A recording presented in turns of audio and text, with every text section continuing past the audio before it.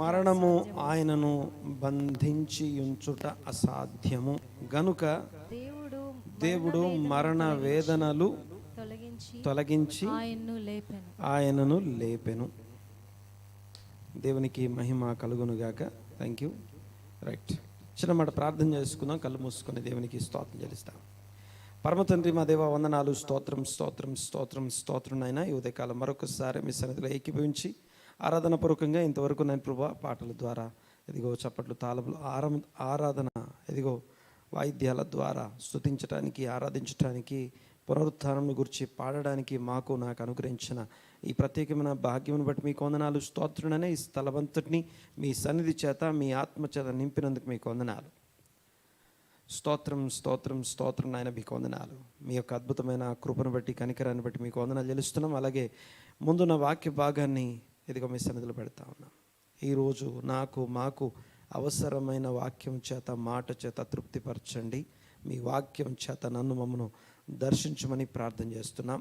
కేవలం మీరే మా మధ్యలో మహిమ పొందమని వేడుకుంటూ, సమస్తమైనటువంటి జ్ఞానము, సమస్తమైనటువంటి ఇదిగో అధికారము, ఆధిపత్యం మీదే ఒప్పుకుంటూ, మీ నామమునకే ఘనత, మహిమ, ప్రభావం ఆరోపిస్తూ, స్తుతించి, ఆరాధించి మీ నామాన్ని గొప్ప చేస్తూ ఈ ప్రార్థన అడిగి వేడుకుంటున్నాము తండ్రి. ఆమేన్. రైట్, దేవునికి మహిమ కలుగునుగాక. ఈ రోజుకి సంబంధించిన వాక్య భాగము, the man who could not be lock down. ఈయనని లాక్ చేయడం చాలా కష్టం. క్రీస్తు ప్రభువును లాక్ చేసి ఉంచటము, లేకపోతే లాక్డౌన్ చేయడము, లేదా బంధించి ఉంచటం. మరణము ఆయనను బంధించి ఉంచుట అనాలి గట్టిగా. స్క్రీన్ పోయింది. ఓకే, మరణము ఆయనను బంధించి ఉంచుట, కొంచెం అనాలి గట్టిగా, మీ సౌండ్ రావట్లేదు. మరణము ఆయనను బంధించి ఉంచుట, ఇంకొంచెం గట్టిగా, అసాధ్యం, ఇంపాసిబుల్. సో మత్తయి సువార్త 27వ అధ్యాయం, మాథ్యూ 27:57 నుండి 66 వరకు చదువుదాం ఒకసారి.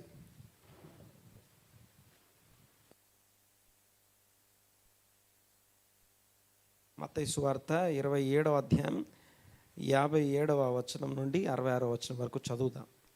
యేసు శిష్యుడుగా ఉన్న అరిమత్తయి యోసేపు అను ఒక ధనవంతుడు సాయంకాలం అయినప్పుడు వచ్చి పిలాతు నొద్దకు వెళ్ళి యేసు దేహమును తనకిమ్మని అడగగా, పిలాతు దాన్ని అతనికి అప్పగింపని ఆజ్ఞాపించెను. యోసేపు ఆ దేహమును తీసుకొని శుభ్రమైన నారబట్టతో చుట్టి తాను రాత్తో తొలిపించుకున్న క్రొత్త సమాధిలో దాన్ని ఉంచి సమాధి ద్వారమునకు పెద్ద రాయి పొర్లించి వెళ్ళిపోయాను. మగ్దలేనే మరియు వేరొక మరియు అక్కడనే సమాధికి ఎదురుగా కూర్చుండి ఉండిరి. మర్నాడు అనగా సిద్ధపరచు దినమునకు మరుసటి దినమున ప్రధాన యాజకులను, పరిసయ్యులను పిలాతు నొద్దకు కూడి వచ్చి, అయ్యా, ఆ వంచకుడు సజీవుడై ఉన్నప్పుడు 3 దినముల తర్వాత నేను లేచెదనని చెప్పినది మాకు జ్ఞాపకం ఉన్నది. కాబట్టి 3వ దినం వరకు సమాధిని శుభ్రము చేయనాజ్ఞాపించుము, భద్రము చేయనాజ్ఞాపించుము. వాని శిష్యులు వచ్చి వాన్ని ఎత్తుకొని పోయి ఆయన మృతుల్లో నుండి లేచినని ప్రజలతో చెప్పునేమో. అప్పుడు మొదటి వంచన కంటే కడపటి వంచన మరి చెడ్డదై ఉండునని చెప్పిరి. అందుకు పిలాతు, కావలి వారు ఉన్నారు కదా, మీరు వెళ్ళి మీ చేతనైనంత మట్టుకు సమాధిని భద్రము చేయుడని వారితో చెప్పాను. వారు వెళ్ళి కావలి వారిని కూడా ఉంచుకొని రాతికి ముద్ర వేసి సమాధిని భద్రము చేసిరి. yes praise the lord hallelujah. యేసు ప్రభును బంధించి ఉంచడానికి there are 5 things, 5 విషయాల చేత ఆయన బంధించబడ్డారు. 5 things. ఒకటి, ఏమేమి బంధించాయో మాట్లాడతారా? ఏమేమి విషయాలతో ఆయన్ని బంధించి ఉంచి ఉండవచ్చు? నెంబర్ 1, డెత్, మరణము. అనండి ఒకసారి, కొంచెం గట్టిగా మాట్లాడాలి. మరణము అనేది it is a spiritual thing. మరణం అనేది స్పిరిచువల్ థింగ్. శరీరం మరణించడమే మాత్రమే కాదు కానీ, so death is a spiritual thing. ఎందుకంటే పాపం వలన వచ్చు జీతం మరణము. అయితే అతిక్రమం చేయువారిలో పాపం చేయువారిలో ఒకటిగా ఎంచడాన్ని బట్టి ఆ మరణము అనే ఆ స్పిరిచువల్ థింగ్కి అప్పగించడం ద్వారా మరణం చేత ఆయన్ని బంధించారు. ఒకటి ద డెత్. నంబర్ 1 డెత్, మరణము ఆయనను బంధించి ఉంచలేకపోయింది. నంబర్ 1 మరణము. నంబర్ 2 రాతి సమాధి. అనండి ఒకసారి. ఒక అన్నిటికంటే శక్తివంతమైనది రాయి, బండ. ఆ బండలో తొలవబడినటువంటి ఒక సమాధి ఉంది. ఆ సమాధిలో అతన్ని ఉంచారు. ఆ యొక్క సమాధిలో ఆయన యొక్క శరీరాన్ని ఉంచి, బాగా గమనించాలి ఒకసారి. అది ఆపేసామా? లేకపోతే సౌండ్ వచ్చిందంటే మాత్రం ఆపేయాలి. కూర్చో. ఒకటి డెత్, మరణము ఆయనని బంధించి ఉంచలేదు. నంబర్ 1 మరణము. నంబర్ 2 రాతి సమాధి. ఒక రాతి సమాధిలో ఆయన శరీరాన్ని ఉంచారు. ఆ రాతి సమాధి ఆయన బంధించి ఉంచాలి. 2 మూడోది, ఈ రాతి సమాధిని ఏమంటుంది తెలుసా? మరణం అనేది స్పిరిచువల్ థింగ్ అయితే, సెకండ్ 1 న్యాచురల్. అనండి ఒకసారి. న్యాచురల్ అనగా ప్రకృతి సంబంధమైన సహజమైనటువంటి ఆ సహజత్వంతో బంధించాలి. యేసుప్రభువును బంధించడానికి వినియోగించబడిన 5 విషయాలు. Number 1 death, spiritual thing.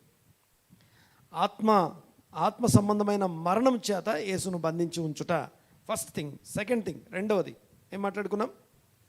రాతి సమాధి. అనండి ఒకసారి. ఓకే, ఈ రాతి సమాధి దేని గురించి మాట్లాడుతుంది? ఈ రాతి సమాధి న్యాచురల్ థింగ్. నెక్స్ట్ నంబర్ 3 మూడవది లార్జ్ స్టోన్. ఒక పెద్ద బండరాయిని ఉంచారు. అనండి ఒకసారి. ఇంకొంచెం గట్టిగా. ఒక పెద్ద బండరాయిని దానికి అడ్డంగా పెట్టాం. ఈ పెద్ద బండరాయి దేన్ని సూచిందంటే ఫిజికల్, భౌతిక సంబంధమైనది. అనండి ఒకసారి. భౌతిక సంబంధమైనటువంటి బంధకం. ఆత్మ సంబంధమైన బంధకం మరణం, ప్రకృతి సంబంధమైనటువంటి బంధకం సమాధి, భౌతిక సంబంధమైనటువంటి బంధకం పెద్ద బండరాయి. తర్వాత నెక్స్ట్, ఆ రాయి మీద గవర్నమెంట్ సీల్ ఉంది. రోమా ప్రభుత్వానికి సంబంధించిన, ఓకే, ఇశ్రాయేలు రాజ్యం హేరోదు అనబడుతున్నటువంటి ఒక సామంత రాజు క్రింద, ఆ రాజు క్రింద ఉన్నప్పటికీ పిలాతు అనబడుతున్నటువంటి ఒక గవర్నర్, రోమీలకు సంబంధించినటువంటి రోమా రాజ్యానికి సంబంధించినటువంటి ఒక అథారిటేటివ్ పర్సన్ అక్కడ ఉన్నప్పటికీ, సో రోమా ప్రభుత్వమే, అంటే లోకల్ గవర్నమెంట్ కాదు, సెంట్రల్ లేకపోతే నేషనల్ లేకపోతే అతిపెద్ద గవర్నమెంట్, అప్పుడు భూమి మీద ఉన్న ఉన్నతమైనటువంటి గవర్నమెంట్ సీల్, ముద్ర దాని మీద ఉంది. Which is nothing but legal అంటే ఏమన్నా తెలుగులో? చట్టబద్ధమైనది, న్యాయబద్ధమైనది. చట్టంతో బంధించాం. ఓకే, మళ్ళొకసారి చెప్పండి ఒకసారి. నంబర్ 1 మరణము, అది ఏంటిది? అది స్పిరిచువల్ థింగ్. నంబర్ 2 రాతి సమాధి, టోంబ్, న్యాచురల్ అనగా ప్రకృతి సంబంధమైనటువంటి బంధకం. నంబర్ 3 మూడోది లార్జ్ స్టోన్. ఈ లార్జ్ స్టోన్ అనేది ఫిజికల్ థింగ్. నంబర్ 4 నాలుగోది ఒక పెద్ద ఆ బండరాయి మీద వేయబడినటువంటి గవర్నమెంట్ సీల్, లీగల్. దీంతో పాటు ద 5th వన్, 5వ బంధకం. 5వ బంధకం ఏంటంటే అక్కడ సోల్జర్స్, సైనికులు, మీ చేతనైనంత వరకు భద్రం చేయండి అని సైనిక సహాయం అందించబడింది.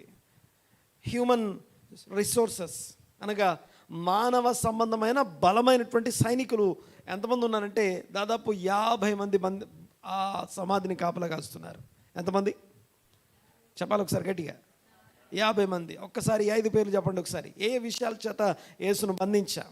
ఏ విషయాల చేత యేసును బంధించి ఉంచాం? నంబర్ 1 మరణము, ఆత్మ సంబంధమైనటువంటి బంధకం. నంబర్ 2 రాతి సమాధి అనగా ప్రకృతి సంబంధమైనటువంటి బంధకం. నంబర్ 3 లార్జ్ స్టోన్, ఒక పెద్ద బండరాయి. ఇది భౌతిక సంబంధమైనటువంటి బంధకం. నెంబర్ 4, గవర్నమెంట్ లీగల్ సీల్ ఉంది అక్కడ. ఓకే, లీగాలిటీస్ చేత బంధించాం, చట్టం చేత బంధించాం. నెంబర్ 5, 5వది చెప్పాలి ఒకసారి. సోల్జర్స్, 50 మంది సైనికులు అక్కడ ఈ యొక్క సమాధి తెరవబడకుండా ఉండటానికి, ఈ సమాధి నుంచి ఆయన బయటికి రాకుండా ఉండటానికి కాపలా కాస్తున్నారు. ఆయన బయటికి రావద్దు, లేదా శిష్యులు ఎవరన్నా వచ్చి ఆయన ఎత్తుకొని పోవద్దు. ఆయన లేవడానికి ఇవి ఏమన్నా సహాయం చేస్తాయా? లేవకుండా ఉండడానికి ఇవి ఏమన్నా సహాయం చేస్తాయా? మరణము ఆయనని బంధించలేదు అనండి ఒకసారి అన్నమాట. ఇప్పుడు చదువుదాం అన్నమాట. అపోస్తుల కార్యముల గ్రంథం 2వ అధ్యాయం 24వ వచనం, పేతురు ప్రసంగం అది. అపోస్తుల కార్యముల గ్రంథం 2వ అధ్యాయం 24వ వచనం. అప్రాక్సిమేట్లీ ఒక 50 రోజుల తర్వాత, 50 డేస్ తర్వాత ఈ మాటలు ఇవి పలుకబడుతున్నాయి, ప్రసంగం చేయబడతా ఉంది. చూడండి ఒకసారి. మరణము ఆయనను బంధించి ఉంచుట అసాధ్యము కనుక దేవుడు మరణ వేదనలు తొలగించి ఆయనను లేపెను. ఆమేన్. దేవునికి మహిమ కలుగును గాక. దయచేసి గమనించండి ఒకసారి. ఈ 5 విషయాలు అప్పుడెప్పుడో బంధించిన యేసును మాత్రమే కాదు, కానీ ఈ 5 విషయాలు ఈరోజు మనల్ని కూడా బంధించి ఉంచుతాయి. దేవునికి స్తోత్రం కలుగును గాక. మరణము యేసును బంధించి ఉంచడం అసాధ్యము. The man could not be lock down. The man who could not be lock down. ఆయన్ని బంధించి ఉంచలేము, దేంట్లో కూడా ఆయన్ని బ్లాక్ చేసి బంధించి ఉంచలేము. అయితే క్రీస్తు యేసు ఎవరు అంటే నీ యొక్క, నా యొక్క, మన సాదృశ్యము, లేదా ఇంకొక మాటలో చెప్పాలంటే వీఆర్ ఇన్ హిమ్. ఆయన యందు మనం ఉన్నాం అనండి ఒకసారి మాట. ఆయన మరణ సాదృశ్యంలో ఏకీభావం కలిగిన వారు, ఆయన మరణ సాదృశ్యంలో ఐక్యత కలిగిన వారు, ఆయన పునరుత్థాన సాదృశ్యంలో కూడా ఐక్యత కలిగిన వారు. నేను యేసుతో కూడా మరణించాను అని విశ్వసించేవారు, నేను యేసుతో కూడా సిలువ వేయబడ్డాను అనగా నా శరీరాశలు నా శరీరంతో సిలువ వేయబడ్డాయి, నా శరీరేచ్ఛలు. ఓకే, చూడండి ఒకసారి. ఆత్మ సంబంధమైనటువంటి మనుషులట, ఆత్మ సంబంధమైనటువంటి మనుషులు తమ యొక్క శరీరంలో దాని ఇచ్చలతో కూడా సిలువ వేసి ఉన్నారు అనండి ఒకసారి మాట. మొత్తం చెప్పాలి. ఆత్మ సంబంధమైన వారు, చెప్పండి గట్టిగా,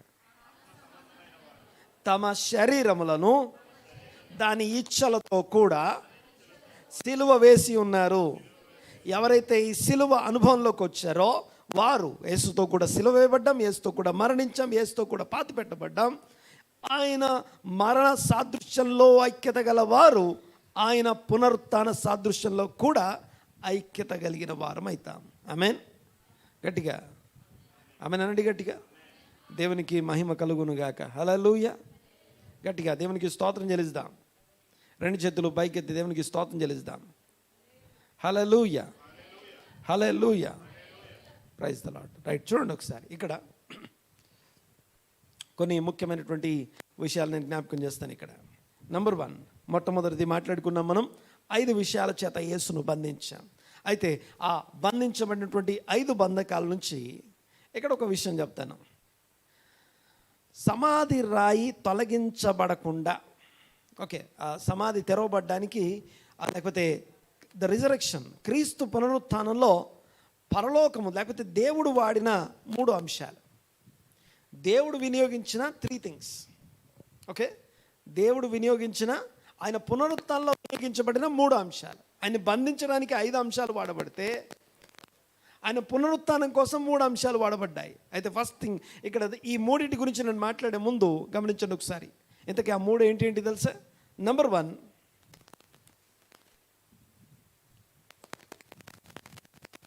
ఒక పెద్ద భూకంపం వచ్చిందట అనండి ఒకసారి అన్నమాట.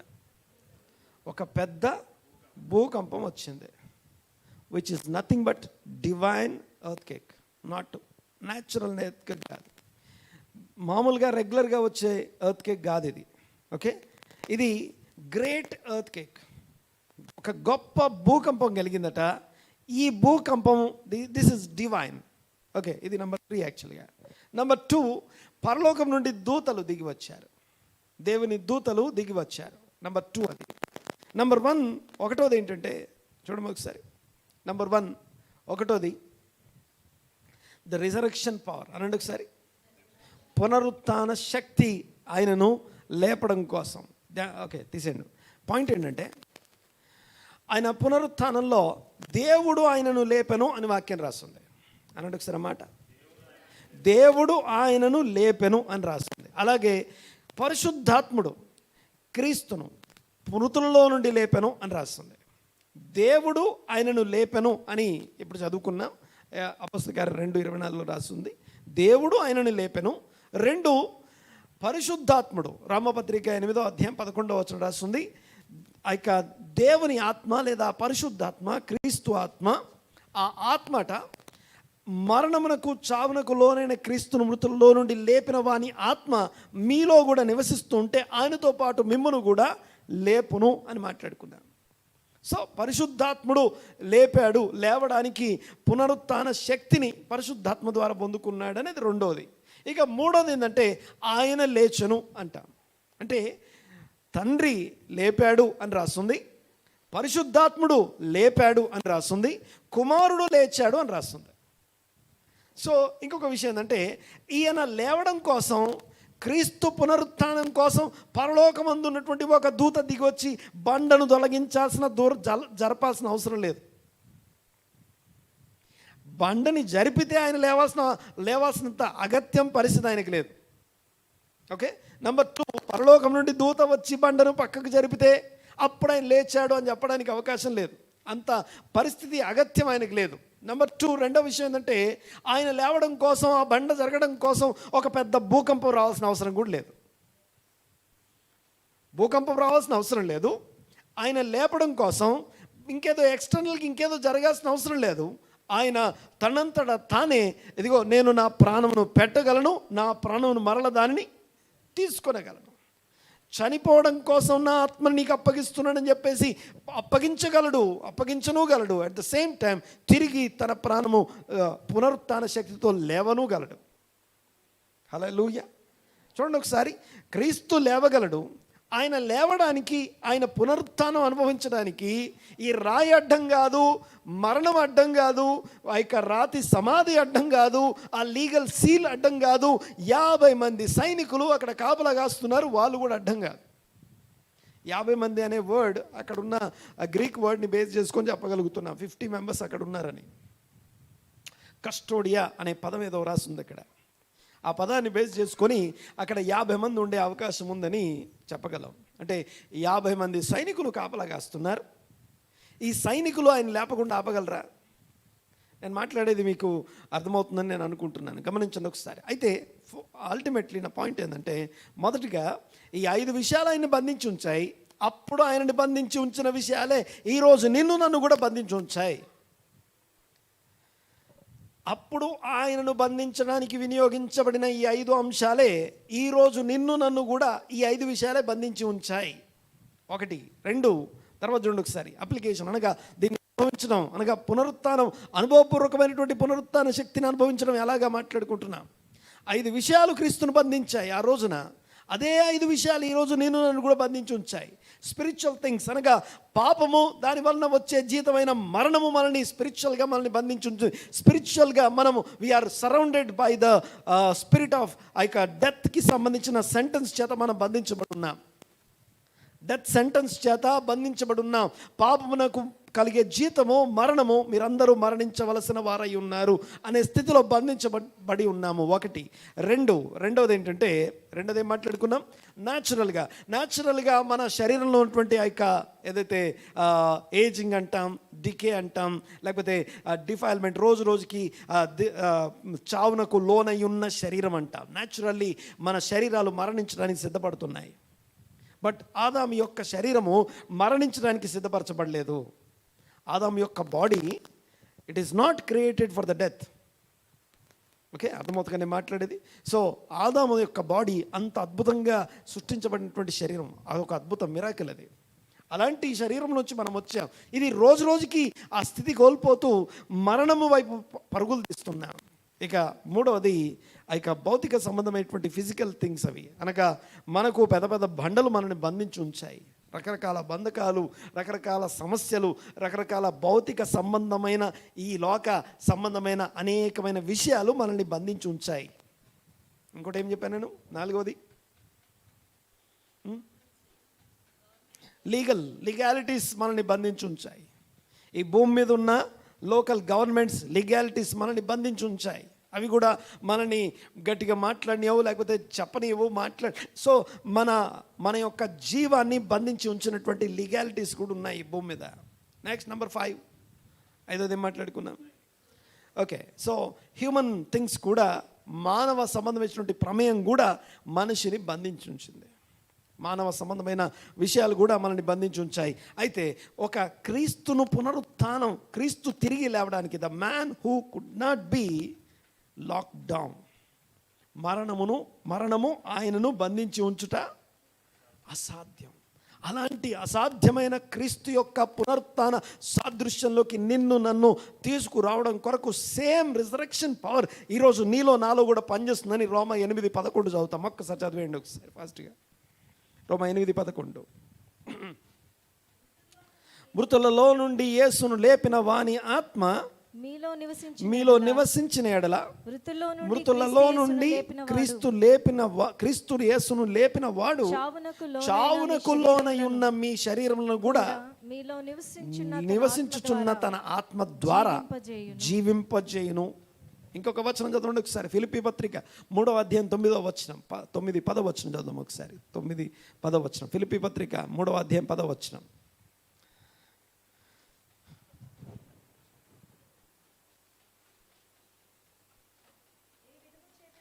ఏ విధము చేతనైనను మృతులలో నుండి పునరుత్థానం కలగవలనని ఆయన మరణ విషయములో సమాన అనుభవము గలవాడనై ఆయనను ఆయన పునరుత్థాన బలమును ఎరుగు నిమిత్తం to have a personal experiential knowledge of the resurrection power. క్రీస్తును లేపిన వాని ఆత్మ నాలో నివసిస్తుంది కదా, ఆ ఆత్మ చేత నేను కూడా ఏ విధము చేత నేను కూడా లేవాలని ఆ శక్తిని ఎరుగడ కోసం నేను ప్రయత్నం చేస్తున్నాను, గురి వద్దకు పరిగెత్తుతున్నానంటాడు. మనల్ని ఈరోజు బంధించి ఉంచిన ఈ 5 అంశాల నుంచి మనం విడిపించబడడం కోసం మనం చేసే ప్రయత్నం, మన యొక్క ఆత్మీయ జీవితం. రోజు వాక్యం దగ్గరికి ఎందుకు వస్తాం? జీవం కలిగిన వాక్యం. ఈ వాక్యం మాట్లాడితేనే మనం జీవించాం, జీవం పొందాం, సృష్టించబడ్డాం, జీవం కలిగి జీవిస్తూ చలిస్తూ ఎగ్జిస్టెన్స్ కలిగి ఉన్నాం. అలాంటి మనము ఈరోజు ఇంకనూ జీవించాలంటే మరలా ఆ వాక్యం దగ్గరికి మనం వస్తున్నాం. ఎందుకంటే to receive the resurrection power of God. అదే వాక్యపు ఆత్మ నీ లోపలుండి నా లోపలుండి పనిచేస్తుంది. ఇదిగో తండ్రిని ఏమని పిలవాలి? అబ్బా తండ్రి అని పిలువు అని చెప్పి దేవుణ్ణి తండ్రిగా పిలువమని మాట్లాడుతూ, తండ్రితో అదిగో తండ్రి వైపు నడువు, తండ్రి వైపు పరిగెత్తు, తండ్రి వైపు తిరుగు అని చెప్పి నిన్ను రోజు నీ లోపల ఉన్నటువంటి ఆత్మ ప్రేరేపిస్తూ దేవుని కుమారుని నువ్వు అని నీకు రోజు పదే నీ జ్ఞాపకం చేస్తూ నువ్వు పునరుత్థానం చెందడం కోసం నీకు సహాయం చేస్తున్నాడు. నువ్వు దేవుని కుమారుడు అయ్యావా, ఆ కుమారుడు లేచినట్టుగా నువ్వు కూడా లేస్తావు. తర్వాత ఇక చివరిగా ఆఖరి అంశం ఏంటంటే, ఈ యొక్క ఆత్మ ఒకటి తండ్రి ప్రేమ కూడా మనల్ని ఎప్పుడు లేస్తామా అని ఎదురు చూస్తూ ఉంది. ఎప్పుడు లేస్తామా? ఒక్కసారి ఈ వచనం చదువుకొని ఈ రోజుకి మనం ముగించుకుందాం. రోమీలకు రాసిన పత్రిక 8వ అధ్యాయం 18వ వచనం. రోమీలకు రాసిన పత్రిక 8వ అధ్యాయం 18వ వచనం. మన ఎడల ప్రత్యక్షము కాబోతున్నటువంటి మహిమ ఎదుట ఇప్పటి కాలపు శ్రమలు నెక్స్ట్ వచనం చదవ. రైట్. దేవుని కుమారుల ప్రత్యక్షత అంటే దేవుని కుమారులు తిరిగి లేవడం కోసం సృష్టి మిగుల ఆశతో తేరి చూచు కనిపెట్టుచున్నది. ఒక్కసారి ఆ మాటని అనండి ఒకసారి. దేవుని కుమారులు అనండి ఒకసారి. ఎవరా దేవుని కుమారులు అంటే 8వ అధ్యాయం మొదటి నుంచి చదవాలి. ఇప్పుడు క్రీస్తు యేసునందున్న వారికి ఏ శిక్షా విధి లేదు, వాళ్ళు దేవుని కుమారులు. అక్కడి నుంచి మొదలు పెడితే 1, 2 ధర్మశాస్త్ర నీతి విధి ఎవరి యందు నెరవేర్చబడుతుందో వారు దేవుని కుమారు. ఎందరు దేవుని ఆత్మచేత నడిపించబడతారో వారు దేవుని కుమారులు. ఆత్మానుసారమైన మనస్సు గలవారు ఎవరో వారు దేవుని కుమారు. శరీరానుసారమైన మనస్సును చంపేసిన వారు ఎవరైతే ఉన్నారో వారు దేవుని కుమారు. దేవుని ధర్మశాస్త్రానికి లోబడిన వారెవరో వారు దేవుని కుమారు. ఆత్మచేత నడిపించబడుతూ తండ్రిని అబ్బా తండ్రి అని మొరపెట్టేవారు ఎవరైతే ఉన్నారో వారు దేవుని కుమారు. ఇవన్నీ చెప్తూ ఆ దేవుని కుమారుల ప్రత్యక్షత కొరకు సృష్టి యావత్తు ఏమేమున్నాయి చెప్పండి ఒకసారి. ఈ సృష్టి యావత్తు స్క్రీన్ మీద పెట్టమా, రెఫరెన్స్ పెట్టమా. ఈ సృష్టి యావత్తు మిగుల ఆశతో తేరి చూచుచు కనిపెట్టుచున్నది. ఒక్కసారి 5 మాటలు మళ్ళీ చెప్పాలి ఒకసారి. ఏమైందమ్మా, రెఫరెన్స్ రాలేదు. 8వ అధ్యాయం 19వ వచనం.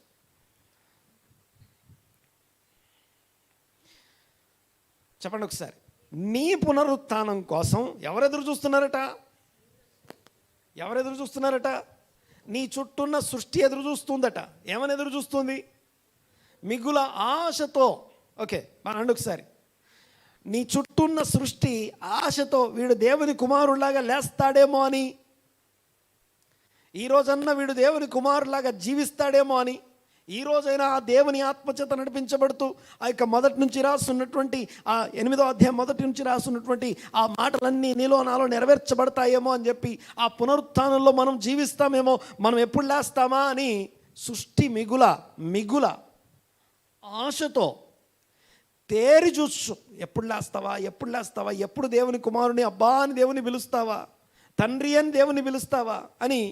ఓకే, మిగుల ఆశతో తేరి చూచుచు కనిపెడతా ఉంది. ఎవరు కనిపెడతా ఉన్నారట? సృష్టి. అంతేకాదు ఈ సృష్టి యావత్తు ఏకగ్రీవంగా అనండి ఒకసారి, అనండి గట్టిగా. నెక్స్ట్ వచనం పెట్టమా.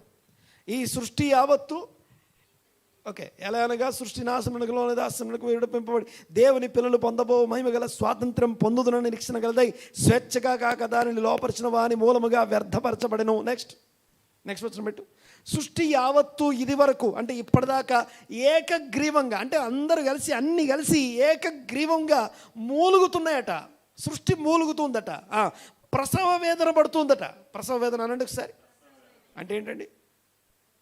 Labour pains. అంటే ఒక బిడ్డను కనడానికి తల్లి ప్రసవ వేదన ఎలా పడుతుందో ఈ సృష్టి అంతా, నీ చుట్టూ ఉన్నటువంటి సృష్టి అంతా ప్రసవ వేదన పడుతుందంట. To see you as resurrected.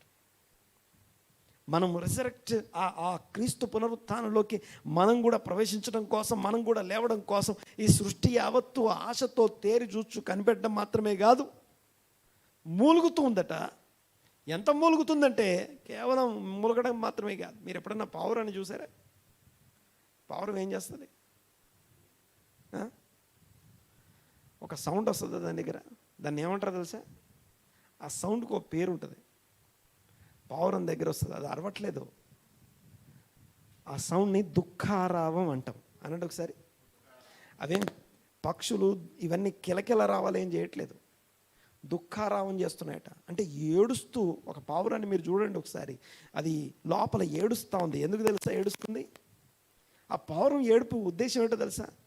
నీ దగ్గరకు వచ్చి లేకపోతే మీ ఇంటి దగ్గరకో మీ విండో దగ్గరకో వచ్చి ఓ పావురం ఏడుస్తుందంటే అది మీ పునరుత్థానం కోసం అది ప్రసవేదన పడుతుంది.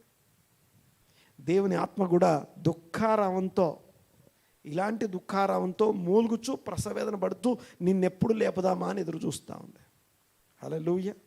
ఆ పునరుత్థాన శక్తిని మనము పొందుకొని బంధించబడిన స్థితి నుంచి మనము కూడా ఆ పునరుత్థానంలో ఆత్మ సంబంధమైన నిత్య పునరుత్థానంలో పాల్పొందినట్లుగా మనకు అనుగ్రహించబడిన ఈ పునరుత్థానంలో జ్ఞాపకం చేసుకునే ఈ దిన దీవెనలు మనందరికీ కలుగునుగాక. అందరం ప్రార్థన చేసుకుందాం. కళ్ళు మూసుకుందాం.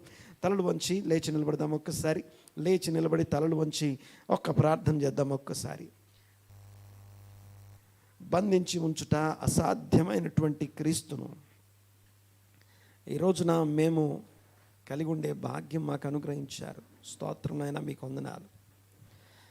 ఈ పునరుత్థాన వాక్య ధ్యానమును బట్టి కృతజ్ఞతలు, స్తుతులు, స్తోత్రం నాయనా, మీకే వందనాలు. ప్రత్యేకంగా ఈ రోజు కోసం ప్రార్థన చేస్తున్నాం, మీ సన్నిధి కోసం ప్రార్థన చేస్తున్నాం నాయనా, మీకే వందనాలు.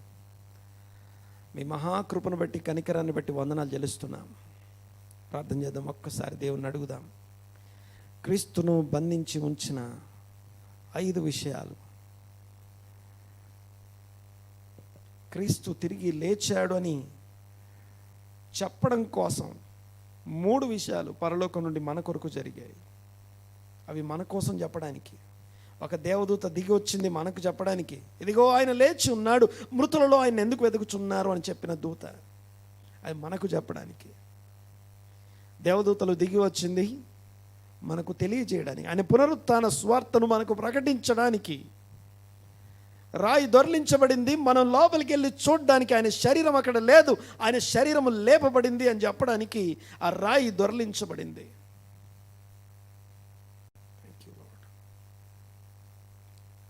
ఆ భూకంపం కూడా వచ్చింది మన ఫోకస్ని, మన యొక్క దృష్టిని, ఆ దొర్లించబడిన రాయి దొర్లించబడ్డ ద్వారా లోపలికి తొంగి చూసి ఈ సమాధి ఖాళీగా ఉంది, ఈ భూమి మీద ఉన్న అన్ని సమాధులు శవాలతో నిండి ఉన్నాయేమో, మృతతుల్యమైనటువంటి కళేబరాలతో శవాలు పూడ్చబడ్డాయేమో, లేకపోతే మూయబడ్డాయేమో, కానీ ఈ భూకంపము యేసు క్రీస్తును బంధించి ఉంచినటువంటి ఆ సమాధిని తెరిచి ఆయన అక్కడ లేడు అని మనకు చూపిస్తూ ఉన్నాయి. సమాధిలోకి వెళ్ళిన తర్వాత నో ఎగ్జిట్, బయటికి రాలేము. నో ఎగ్జిట్ అనే డోర్ నుండి ఆయన దానిలోంచి బయటికి రాగలుగుతున్నాడు. It is just because of resurrection power of God. దేవుని యొక్క పునరుత్థాన శక్తి, అదే పునరుత్థాన శక్తి నీలో నాలో ఈ దినమున పనిచేస్తూ ఉంది. దాన్ని బట్టి ఒక్కసారి దేవునికి వందనాలు తెలుస్తాం. ఎక్కడ నేను బంధించబడ్డట్టుగా నాకు అనిపిస్తూ ఉందో, లీగల్ థింగ్స్ ఏవి నన్ను బంధించాయో, న్యాచురల్ థింగ్స్ ఏవి నన్ను బంధించాయో, ఇదిగో భౌతిక సంబంధమైన ఫిజికల్ థింగ్స్ ఏవైతే నన్ను బంధించి ఉంచాయో, ఇదిగో హ్యూమన్ రిసోర్సెస్ ఏవైతే నన్ను బంధించి ఉంచాయో, హ్యూమన్ పవర్ ఏదైతే, మానవ శక్తి, మానవ కల్పితాలు, మానవ సంబంధమైనటువంటి ఇదిగో సంగతులు ఏవైతే నన్ను బంధించి ఉంచాయో, మరణం అనబడుతున్న ఆత్మ సంబంధమైన విషయాల చేత, పాపం చేత నేను బంధించబడి ఉన్నాను. ఒక్కసారి దేవునికి స్తోత్రం చెల్లిస్తాం, మొరపెడదాం, ప్రార్థన చేద్దాం. దేవా, మా ప్రభువా, మా తండ్రి, మీకు వందనాలు. ఈరోజు పునరుత్థాన శక్తి చేత నన్ను నింపండి నాయన. పునరుత్థానము ఇదిగో నాకు కలుగునట్లుగా, శిక్షావిధి లేనటువంటి ధర్మశాస్త్ర సంబంధమైన నీతి విధిని నెరవేర్చే ఆత్మానుసారమైన మనస్సు కలిగి శరీరంను సిలువ వేసి ఆత్మానుసారంగా ఆత్మను బట్టి నడుచుకుంటూ తిరిగి లేచిన అనుభవం కలిగి అనేకుల కొరకు ప్రతి సమయమందును అసమయమందును చేతులెత్తి, పరిశుద్ధమైన చేతులెత్తి విజ్ఞాపన, యాచన, ప్రార్థనలు చేసే మీ కుమారులుగా మమ్మల్ని ఉంచడానికి సహాయం దయచేయండి ప్రభువా. పునరుత్థాన శక్తి మాకు కలుగునట్లు మీ కృప దయచేయమని వేడుకుంటున్నాము. వందనాలు, స్తుతులు, స్తోత్రములైన సమస్తమైన అధికారము, ఆధిపత్యము మీ యొక్క సార్వభౌమత్వానికి మమ్మల్ని మేము అప్పగించుకుంటూ, అధికారము కంటేను, శక్తి కంటేను, ప్రభుత్వాలు, ఇదిగో ఆధిపత్యాలన్నిటికంటే పైగా హెచ్చింపబడిన గొప్ప నామము మీ నామము. ఈ భూమి మీద పేరు పొందిన ప్రతి నామం కంటే ఉన్నతమైన గొప్ప నామం మీది. ఇప్పుడున్న వారు ఇదిగో రాబోయే యుగాల్లో కూడా పేరు పొందబోయే ప్రతి నామము కంటే కూడా ఇదిగో ఎంతో ఎత్తుగా హెచ్చింపబడిన క్రీస్తు యేసు నామమున మీ సన్నిధిలో మోకరించి ప్రార్థన చేస్తూ ఉన్నాం. ఇదిగో మీకే స్తోత్రం నాయన, మీకు వందనాలు. ఇదిగో మా కిరీటాలు, మా యొక్క యోగ్యతలు, మా యొక్క అతిశయ కారణాలన్నీ ఇదిగో మీ పాదముల దగ్గర పడవేసి మా తలలు వంచి సాష్టంగబడి, ఇదిగో గొర్రెపిల్లకు మాత్రమే మహిమ, ఘనత, స్తోత్రము, రాజ్యము, బలము నిరంతరము కలుగునుగా. కానీ మమ్మల్ని మేము తగ్గించుకొని మీ నామాన్ని హెచ్చిస్తూ ప్రార్థిస్తూ ఉన్నాం. అదే పునరుత్థాన శక్తి చేత నన్ను, మమ్మను ఇదిగో మా బంధకాల్లో నుంచి, ఇదిగో మా యొక్క సమాధుల్లో నుంచి మమ్మల్ని లేవనెత్తండి. ఇదిగో నేను మీ సమాధులు తెరచదును అన్న మాటను బట్టి, వాగ్దానమును బట్టి మీకు వందనాలు, స్తోత్రం నాయన. ఆశలు నిలిచిపోయాయి, ఆశలు గతించిపోయాయి. ఇదిగో ఆశ విఫలమాయను అనబడుతున్న స్థితి నుండి సమాధులు తెరవబడతాయన్న మాటను బట్టి మీకు వందనాలు, వాగ్దానమును బట్టి మీకు వందనాలు, స్తోత్రం చెల్లిస్తూ ఏకీపించిన వారందరి కోసం ప్రత్యేకంగా ప్రార్థన చేస్తున్నాం. ఎవరెవరు ఈ దినమున ఈ ఉదయకాలం నాతో ఏకీపించి ఈ ప్రార్థనలో ఉన్నారో వారందరి కోసం ప్రత్యేకంగా ప్రార్థన చేస్తున్నానైనా వారి మీద మీ కనుదృష్టి ఉంచండి, దీవించి ఆశీర్వదించి అవసరమైనటువంటి కృప వారికి అనుగ్రహించి పునరుత్థాన శక్తి చేత నింపి వారి బంధకాల నుంచి వారిని విడిపించి మీకు సాక్షులుగా ఉండునట్లుగా ఆత్మతో నడిపించమని వేడుకుంటూ మీ హస్తాలకు అప్పగిస్తూ స్తుతించి ఆరాధించి ప్రార్థన అడిగి వేడుకుంటున్నాము తండ్రి. ఆమేన్, ఆమేన్, ఆమేన్.